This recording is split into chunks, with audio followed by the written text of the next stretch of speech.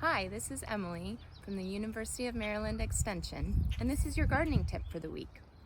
Many gardeners like to practice what we call the Chelsea chop this time of year. This is a technique we use to help control perennials from getting too tall or maybe their bloom time. The name comes from the Royal Horticultural Society's Chelsea Flower Show, which is taking place this week in England. So what we would do, I'm going to show you an example with this Rudbeckia laciniata, or cutleaf cone flower.